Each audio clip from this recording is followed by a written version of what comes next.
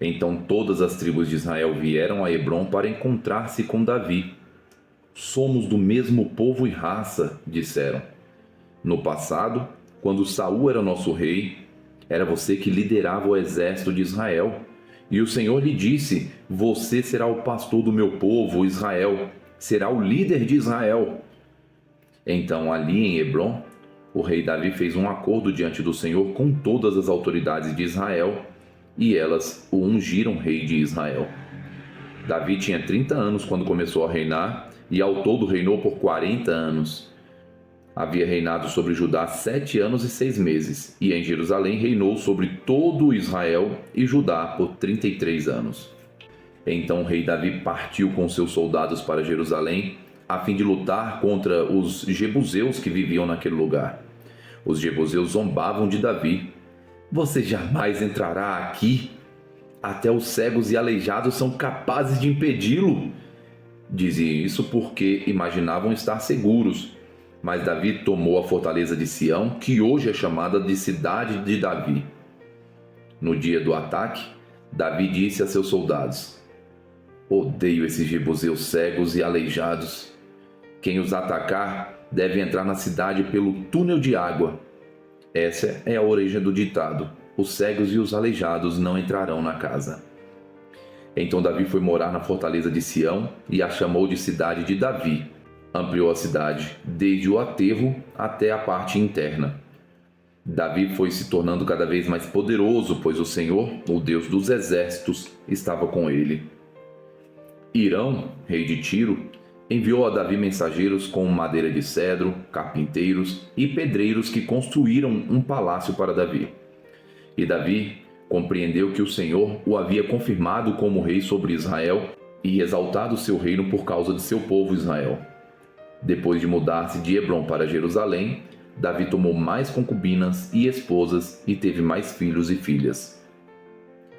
Estes são os nomes dos filhos de Davi que nasceram em Jerusalém: Samua, Sobabe, Natã, Salomão, Ibá, Elisua, Nefeg, Jafia, Elisama, Eliada e Elifelete. Quando os filisteus souberam que Davi tinha sido ungido rei de Israel, mobilizaram suas tropas para capturá-lo.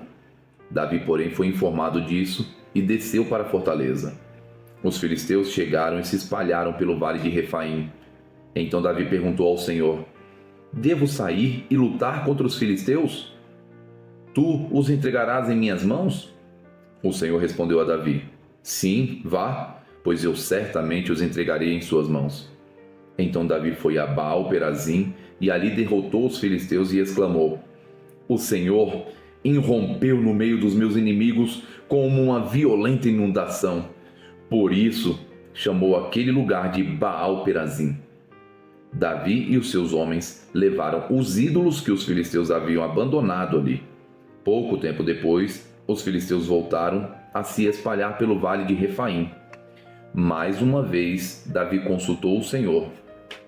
Não os ataque pela frente, respondeu o Senhor. Em vez disso, dê a volta por trás deles e os ataque perto dos álamos. Quando ouvir um som como o de pés marchando por cima dos álamos, ataque. É o sinal de que o Senhor vai à sua frente para derrotar o exército filisteu. Davi fez como o Senhor ordenou e derrotou os filisteus por todo o caminho, desde Gibeon até Gezer. Davi reuniu novamente todos os melhores guerreiros de Israel, 30.000 ao todo.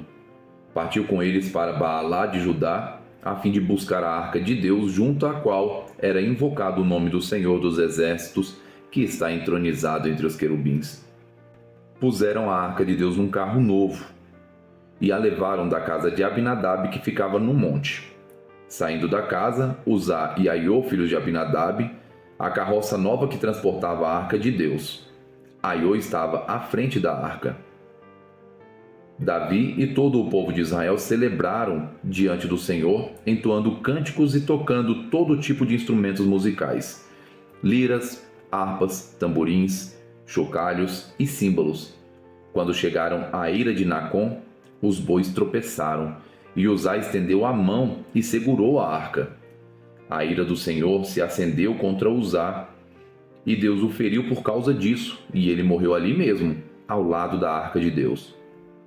Davi ficou indignado porque a ira do Senhor irrompeu contra Uzá, e chamou aquele lugar de Pérez-Uzá, como é conhecido até hoje. Davi teve medo do Senhor e perguntou: como poderei levar a arca do Senhor? Então resolveu não transferir mais a arca do Senhor para a cidade de Davi. Em vez disso, levou-a para a casa de Obed-Edom na cidade de Gate. A arca do Senhor ficou na casa de Obed-Edom em Gate por 3 meses, e o Senhor abençoou Obed-Edom e toda a sua família. Disseram ao rei Davi: o Senhor tem abençoado a família de Obed-Edom e tudo o que ele possui por causa da arca de Deus. Então Davi foi até lá e, com grande festa, levou a arca de Deus da casa de Obed-Edom para a cidade de Davi. Quando os homens que carregavam a arca do Senhor davam 6 passos, Davi sacrificava um boi e um novilho gordo. Davi usava um colete sacerdotal de linho e dançava diante do Senhor com todas as suas forças. Assim, Davi e todo o povo de Israel levaram a arca do Senhor com gritos de alegria e ao som de trombetas. Enquanto a arca do Senhor entrava na cidade de Davi, Mical, filha de Saul, olhava pela janela. Quando viu o rei Saul saltando e dançando diante do Senhor, encheu-se de desprezo por ele. Trouxeram a arca do Senhor e a colocaram em seu lugar dentro de uma tenda especial que Davi tinha preparado para ela. E Davi ofereceu ao Senhor holocaustos e ofertas de paz.